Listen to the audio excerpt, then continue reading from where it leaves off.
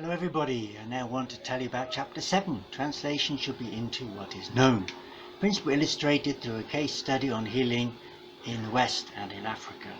Note, reference to Africa should be taken as being applicable to sub-Saharan Africa.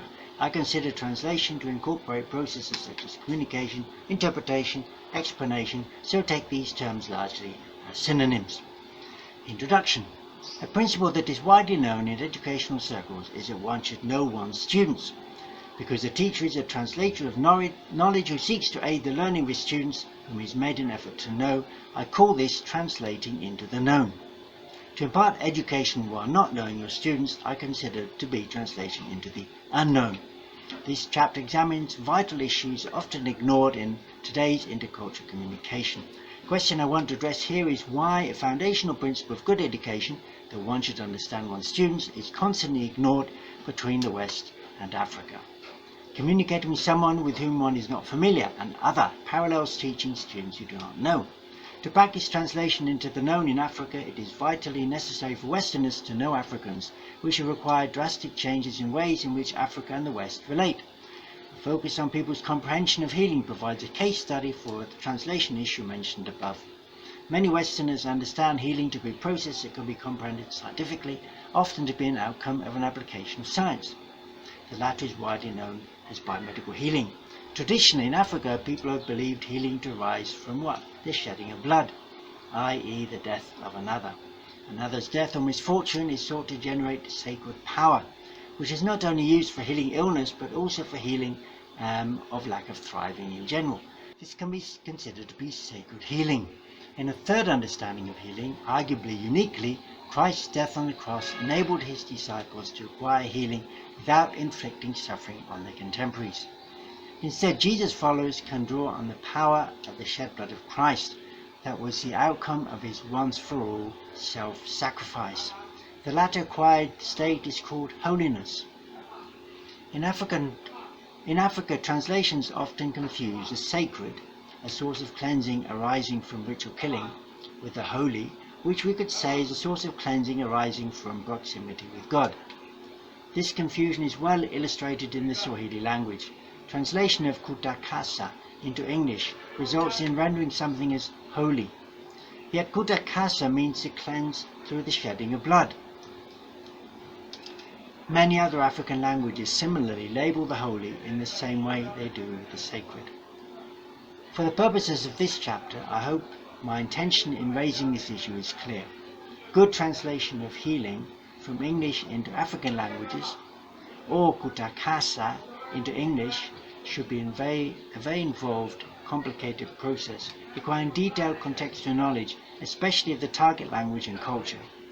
In some ways, we can even say such translation is impossible.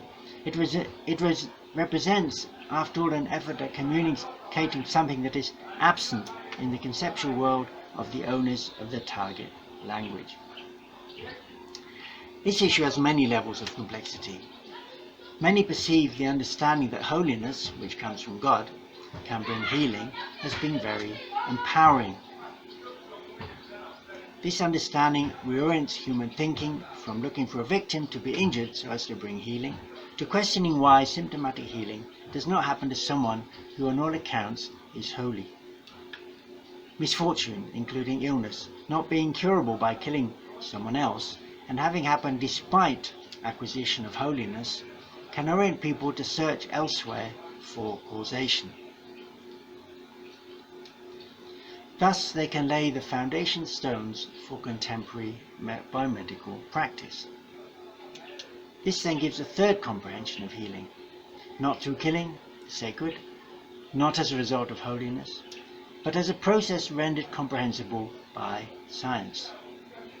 To further explain widespread confusion, many native English speakers are overtly unfamiliar with the notion that someone else's shed blood can bring healing.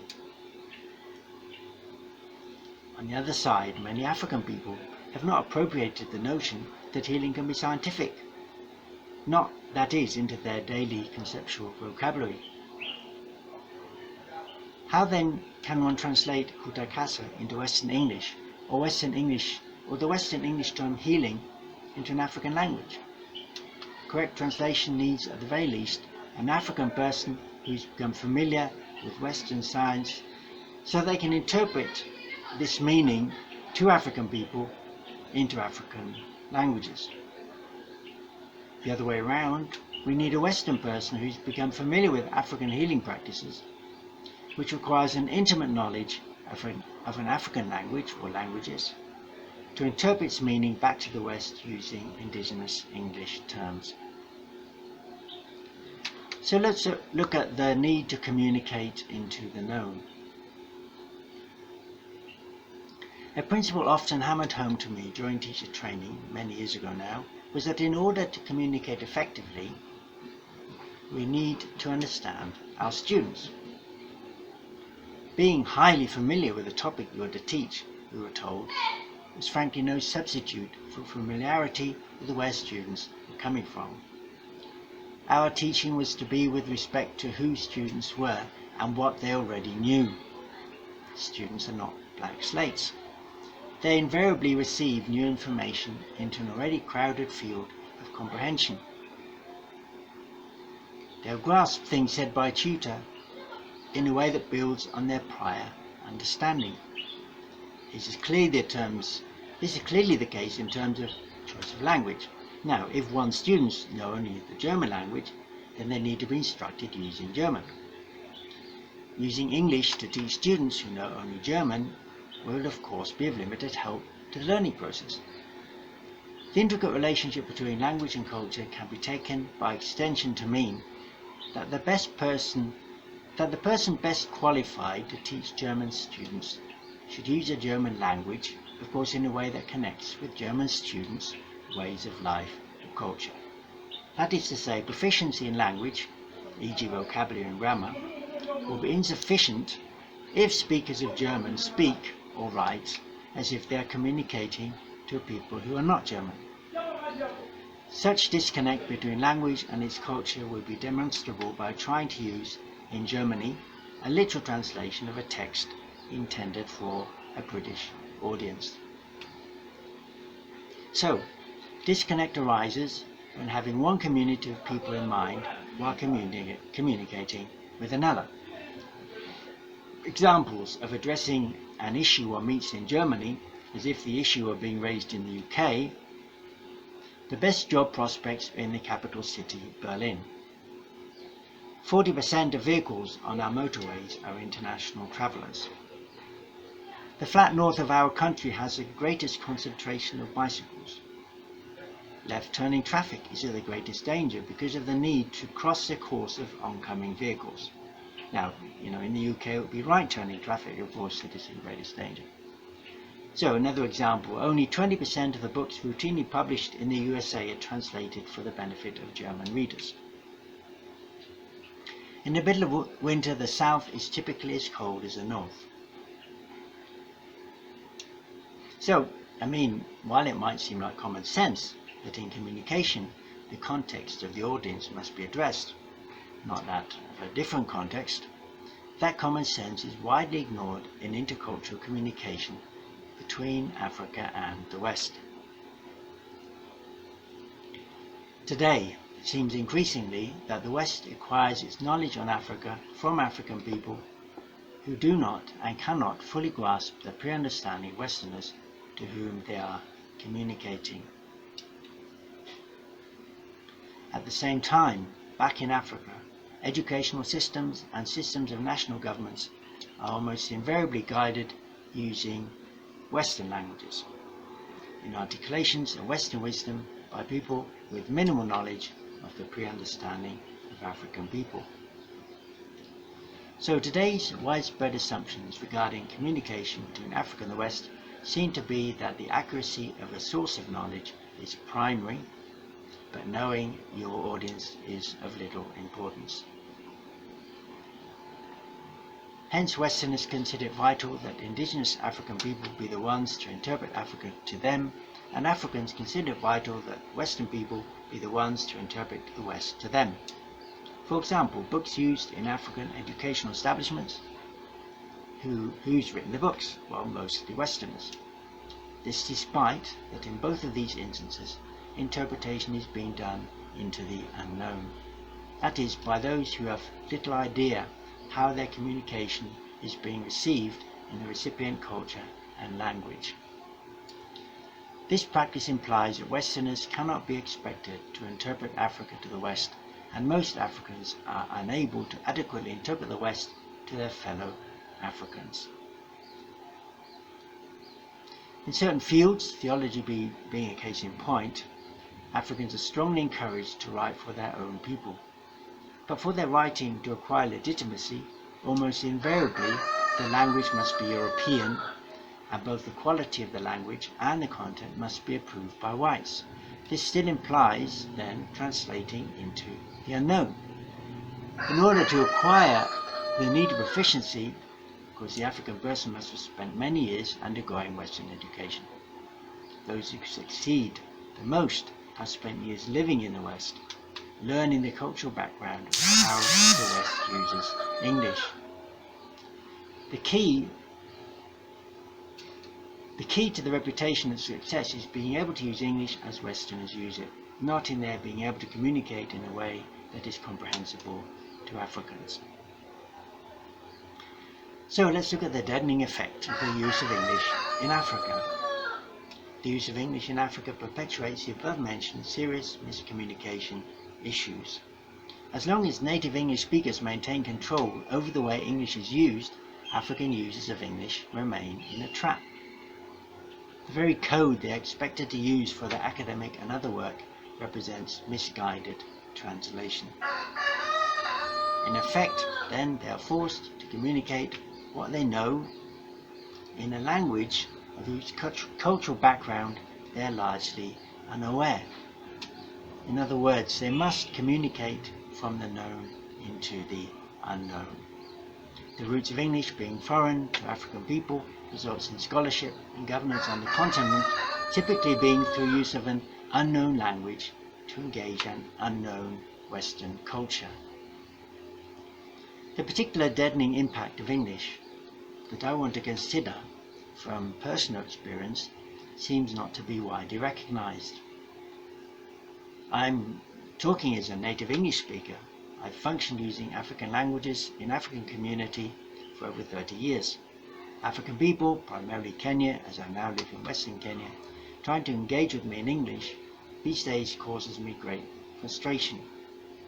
I want to explain the basis of that frustration.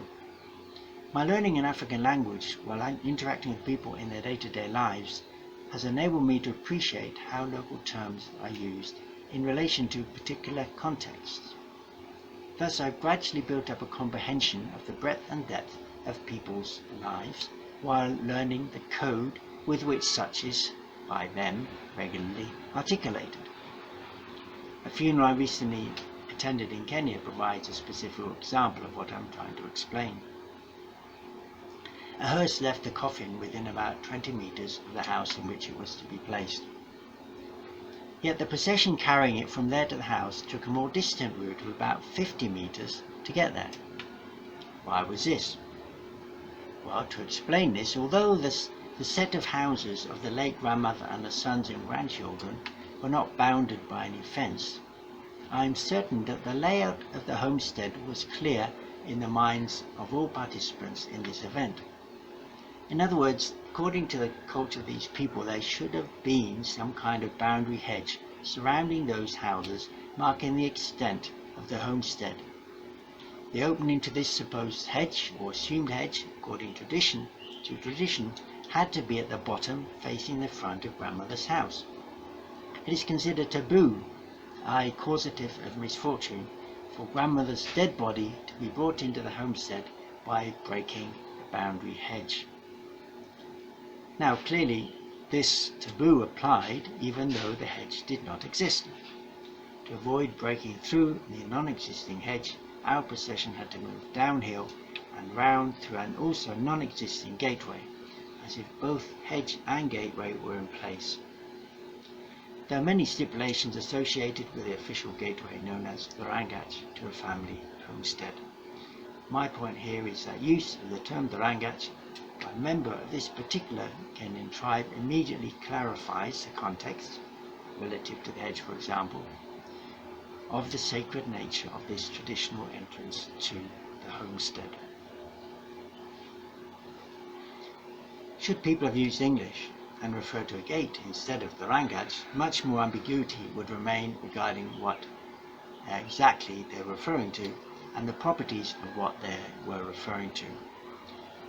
Traditional African homesteads should have two gates, the rangaj and the rough. These gates have very different rules and are subject to very different taboos. Use of English would have made it difficult for me to realise the details of what was going on. The use of an indigenous term provides great specificity regarding the indigenous context that is absent if an English term is used. Now, when members of a particular tribe use English, they will often themselves be aware of which indigenous term they are translating, e.g. the rangaj to gate. But an outsider to the way of life will not easily be able to realise this. Thus, use of English will perpetuate outsiders' ignorance.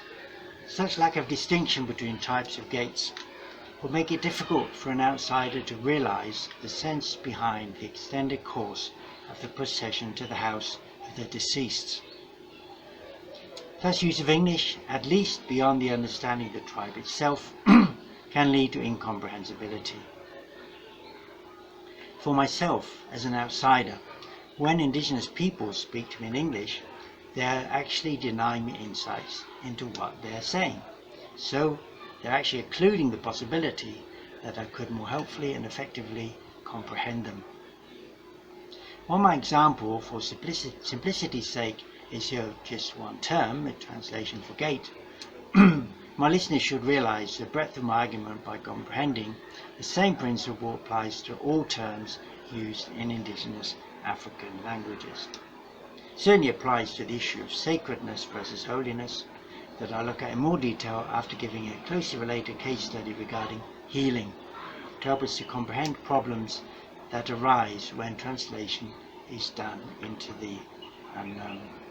So, let's look at healing biologically or through death. The widespread of faith healing in Africa is a conundrum to many Westerners. Despite their often being Western educated, African people are widely known to continue to believe in the power of prayer, in the power of other rituals to bring healing. I want to explore the shape of this conundrum in this section by drawing on my own insights as a Westerner who's lived in Africa for a long time. In contemporary Western English, the term healing has, I suggest, been largely appropriated by a medicalizing of language. That is to say, the term is assumed to refer chiefly to a cure from ailments as biomedically defined. For instance, healing from depression follows use of antidepressant drugs, or healing from malaria comes by reducing levels of Plasmodium parasites. Now, such medicalization has had far less impact on parallel African terms commonly used to translate the English term healing, or that the English term healing is translations of.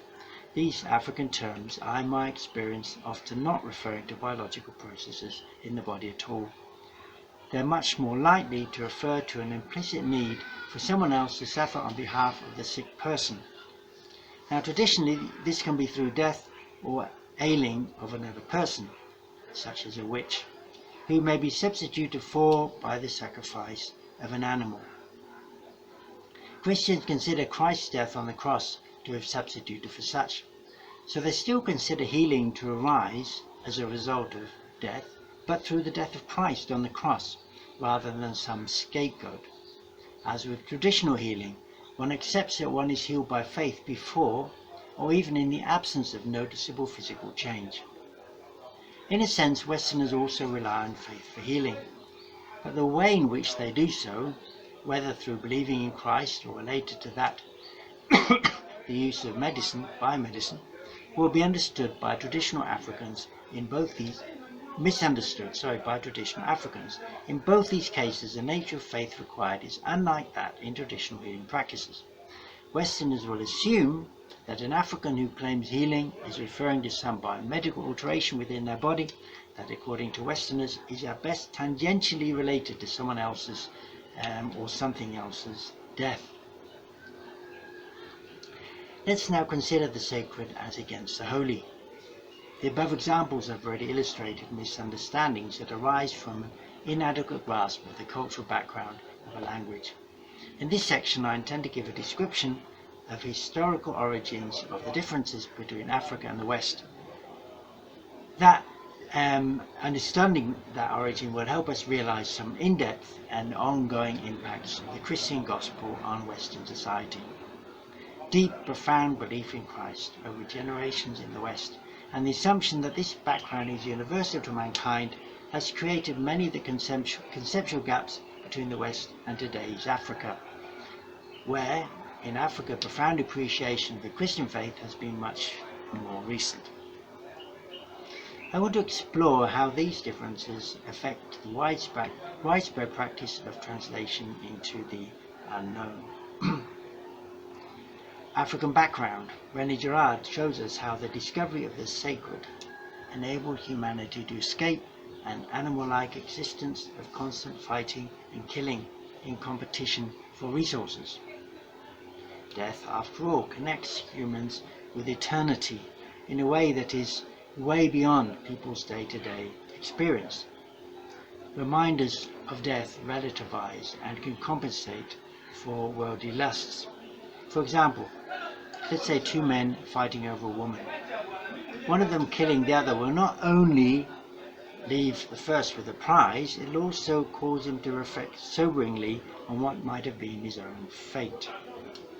It is feasible, I think, should one man who is fighting with another for a woman hear that a colleague in a similar conflict has been killed by his assailant, that he'll give up his claim on the woman concerned.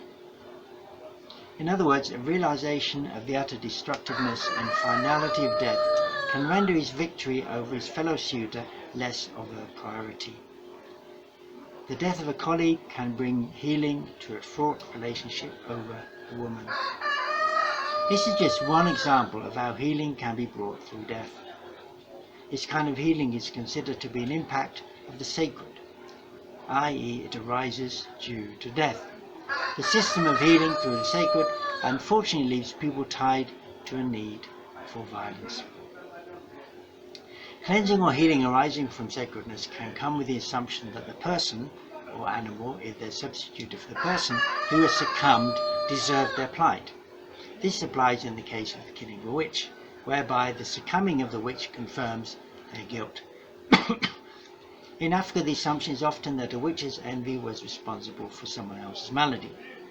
So an accusation of witchcraft is often justified as a means of finding someone from outside of one's own circle to blame for one's problems. This is part, of course, of assuaging internal relationships. The feeling of peace that follows death on the assumption that the problem has been dealt with seems to confirm that the person who was killed was indeed responsible for the problems that were being faced. Thus, periodic killings and the sacred contentment that people have acquired from the knowledge of the suffering of others has long enabled human social living. Now, the widespread of witchcraft in Africa, classically illustrated by Frank Mandert, graphically illustrates this. Let's look at the Western background. The challenge to this system comes from biblical faith. Christians believe the fulfillment of this challenge was achieved by the death of Christ, who is a victim of violence on the cross. The Bible uniquely favors victims. The life of Jesus was free of sin, yet he was crucified. For many, including Muslims today, sinlessness and crucifixion are incompatible. In other words, for them, either Jesus really was guilty of the kinds of things witches are killed for, or he was not crucified. Extraordinarily, in the biblical case, by resurrecting, Christ could testify to his own innocence. Thus he exposed the lies and folly behind sacred processes that were required identifying a guilty person and causing their suffering. Now, Christians continue implicitly to declare that sacred healing is a deception and that healing can be acquired without killing.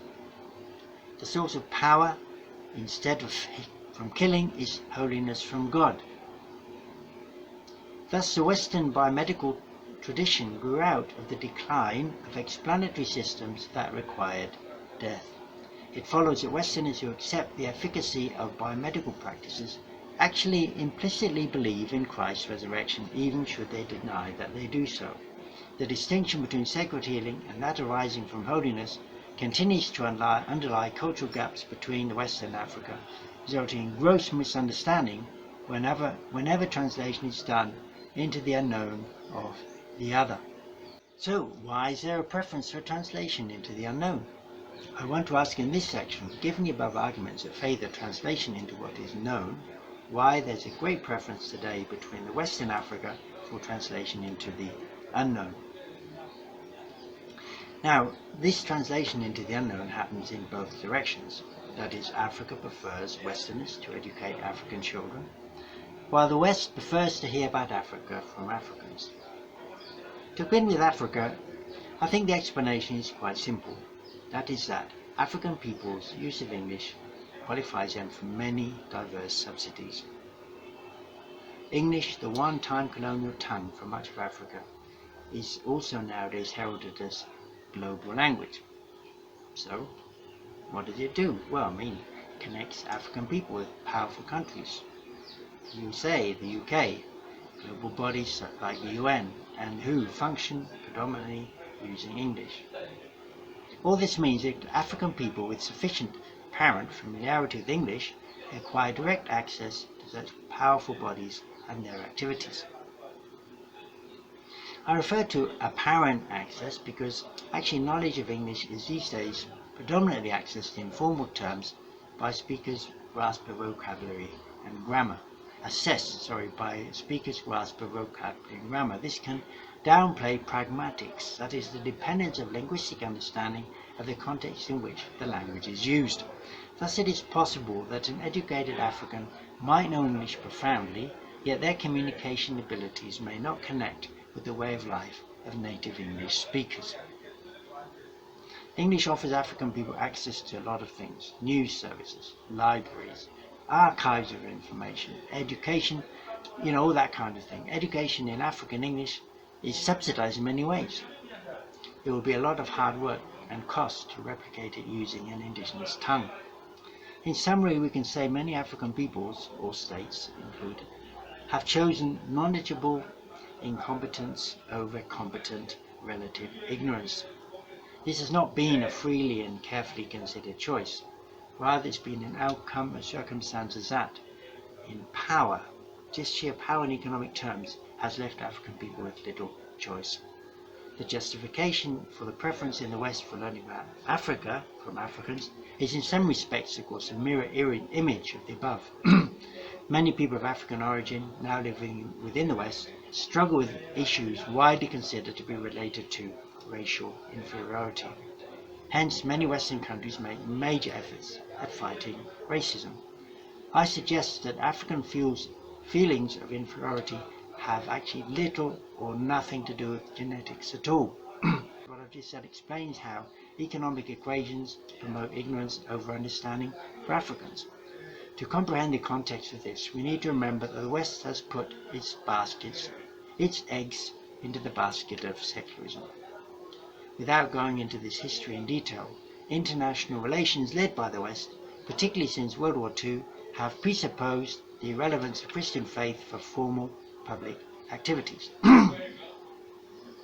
In other words, the West presupposes everyone globally to have a basic understanding of life that approximates that of Europe and America, i.e., it assumes everyone to have been Christian. Yet European and American history is deeply rooted in activities of the Church, healing acquired through holiness, other parts of the world have not shared. They're profoundly formed by Christianity which states that Jesus' death has been enough. For the West to concede a necessary role for the Church in human development in order to bring about similarity between them and other people around the world, however, would be to undermine much of the last 100 years or more of scholarly work and social so-called progress. The fact that many African people's life comprehension is far from that of contemporary Europeans is a threat to the West that must be resisted to protect secularism. Hence, the West prefers their comprehension of Africa to come from those Africans who benefit financially on the implicit condition that they toe the line and conceal contrary features of African life from Western view. Now, it is in my experience often difficult for people born and raised in Africa to perceive actually how African ways of life run at loggerheads with presuppositions underlying Western secularism. Let's look at the blind West. Western people clearly carry an image of what Africa is in their minds. In this section, I want to consider how this image is poorly informed by communication that ignores the principle that translation should be into the known. Nowadays, I suggest formal public acclamation or even publicity in Africa concentrates on things that are an import from the West. This includes things like school exam results, competency in English, fashionable clothing, wealth and influence, smartphones, computers, permanent housing, marriages that appear to be Western, and so on. Things that are very rarely acclaimed in formal public circles in Africa. Things that are rarely claimed in formal public circles in Africa include proficiency in indigenous languages, polygamy, wife inheritance, widow inheritance, use of witchcraft, acumen at use of traditional weapons, herbal remedies, timekeeping using the sun, memorial services for the dead, traditional tattooing practices, the taboos associated with twins, female or male circumcision, drinking of uji, a traditional drink, or sour milk, ability at weeding crops by hand, not wearing clothing, and so on. So from the above, we can say that today's formal communication processes in Africa are almost all designed to overtly please the West. They're designed to conceal the ongoing presence of pre-colonial Africa, to give the appearance that Africa is already westernized. In contrast to the high valuation of what is of Western origin, African children are encouraged really to believe that what is originally African is dirty, inferior, corrupt, backward, superstitious, evil, misguided, deceptive, and useless. See the contradiction here between the assumption that they were being Christian for a long time. African historical contexts often clearly show the need for Jesus. His solutions fit their issues. Secular framing put forward in formal education, not so. African people who want to get on in today's world are aware of the above situation. The West loves to hear from those who are adept at presenting themselves as Western. First, for the West to pay attention to an African words, of course, they must be competent in English. Second, the African concerned must praise the West and use reasoning as the West does. Third, they must, of course, dress like, laugh like, even walk like, joke like, talk like, eat like, pretend to be honest like Westerners. Fourth, they must have titles recognized in the West: doctor, professor, engineer, head teacher, lawyer, maybe even reverend. This has resulted in, for African people to be respected, they're having to conceal many things, like their dependence on herbal and other traditional medicines, second and subsequent wives, their mud houses, funeral services go on for hours, maybe the fact that they like shouting and making a lot of noise in church, maybe the cattle rustling that continues in their communities, even women shaving their heads, the fact they wash by hand, the fact they use indigenous languages, the amulets and protective charms they wear, the mud floors in their houses. As a means of trying to educate Westerners about what this looks like, we could consider how the reversal of the above would look to them. As African people are known for ways in which they appear to be westernized, what would it be like for Westerners to be presented as if they are African? This appearance would arise especially should they be described using indigenous languages. The latter would result in Western people being known, for what is traditionally done in Africa. On this basis, the fact that Westerners wear clothes, drive cars, live in brick houses, use English, the fact they graduate from universities, sit in rows in glass rooms, use calculators, drink tea from teacups, even the fact that they promote monogamy, the fact they read books, use binoculars, have knobs that open doors, all those things, if African languages were in use, would really be ignored. Ignoring all those things, instead presenting Westerners as if they're African would concentrate on similarities with Africans. They give birth, they're prone to envy, they value eating, they can eat African food. Maybe they enjoy hunting, they like gardening, they can get sick, all those kind of things. This would result in their appearing very African. So much of the impression today given by Africa to the West can amount to an expression of skin deep, unfortunately, imitation only. This is a basis on which the West builds a much misguided policy for Africa. In practice, the absence of a long Western history constantly plays a major role in African ways of life. African people themselves ignore this in reporting in official contexts. Western people who report on such are considered racist, maybe neo-colonial, white supremacist, disparaging, exaggerating, mud-flinging, egotistic. The notion that Africa is westernized gives the West its excuse not to be actively involved with African people today. They want to meet them, on their own territory, in the West, maybe in a hotel, not in an indigenous context. They want to talk to them in English. They prefer to know they've played their part. Now it's up to the African people to adopt the instructions they've been given and get on with it. Westerners do not want their assumptions to be damaged by honest reporting that differs from what they've heard from indigenous people as they've understood it themselves. They prefer to hear about Africa from Africans, preferably those on a payroll, for translation to them as Westerners to be by those who are speaking into an unknown. For Westerners to rely on non-Western indigenous reporters for their information, unfortunately, is to be easily misled. What would be the outcome if the West wants to believe only reports by African people about Africa, while African people are determined to come across as Western as possible so as to please the West in order to get money? Well, the outcome, of course, is that truth is concealed. To illustrate the above, I refer to a case study I articulated a few years ago. What would happen if grass in Africa, instead of being green, was blue? Now, Westerners' fear of coming across as degrading of Africans makes them very reluctant to look at the grass themselves. When an African comes to Europe and exclaims, "I'm amazed by the colour of your grass. Our grass is blue," they'll be met, of course, by incredulity. They soon learn not to say such things. They may assume that what in Africa is known as blue is in Europe known as green.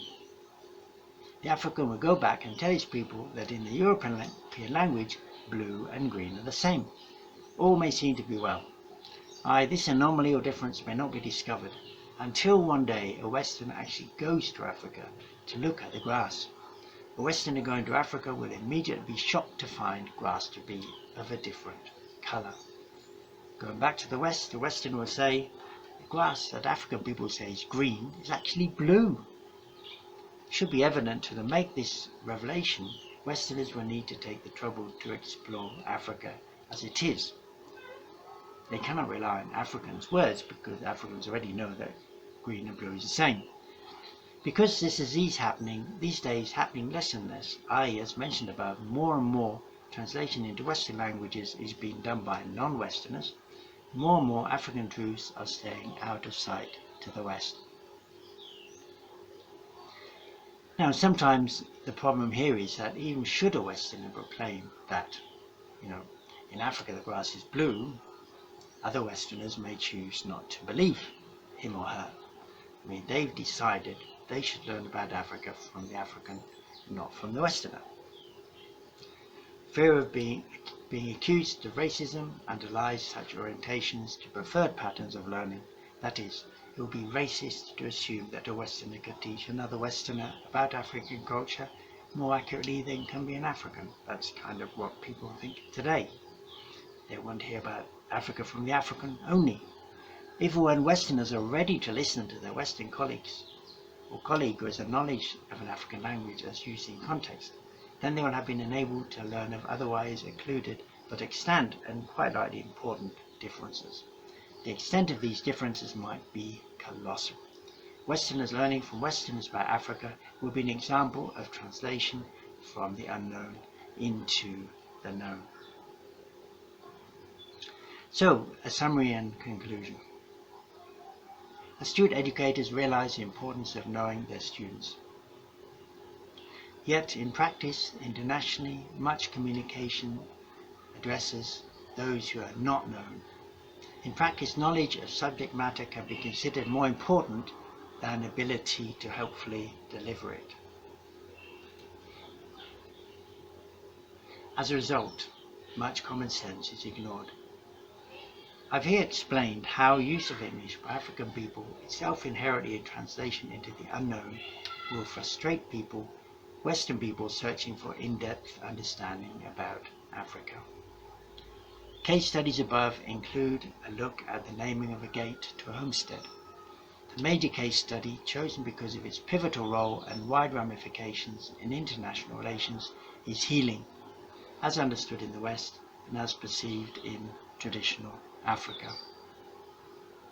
In this chapter, I've laid out the basic reasons both for Africa's preferences to have the West communicate into its unknown, and for the West's preference to hear about Africa from Africans for whom they are the unknown. Consideration of the foundational epistemological difference between means of communicating into the known as against into the unknown forms a critique of relations between the West and Africa. African people's orientation to imitation and their determination to please results in concealing of truth on the ground. This is complemented by the West's determination to avoid any truth that could compromise contemporary secularism's claims to hegemony over against centuries-long gospel influence. Case studies I've looked at in this chapter illustrate how knowledge that should be overt is kept hidden. The result of the above, a determination to exclude any Christian impact that might threaten secular thinking, plus the financial and other dependence of African Western charity. It's like a ticking time bomb, bodes badly, especially for African people's prosperity or even survival. As a rectification, what do I advocate? I advocate for vulnerable Western people learning about African issues on the ground through use of indigenous languages. That is to say, knowledge about Africa in the West should originate primarily in the discoveries of Westerners who've lived in African communities for extended periods using indigenous languages. Similarly, knowledge about the West in Africa should originate primarily in the discoveries of Africans who have lived in Western countries for extended periods using indigenous, that is, European languages. The fact that the current situation is miles away from this, frankly, is highly dangerous.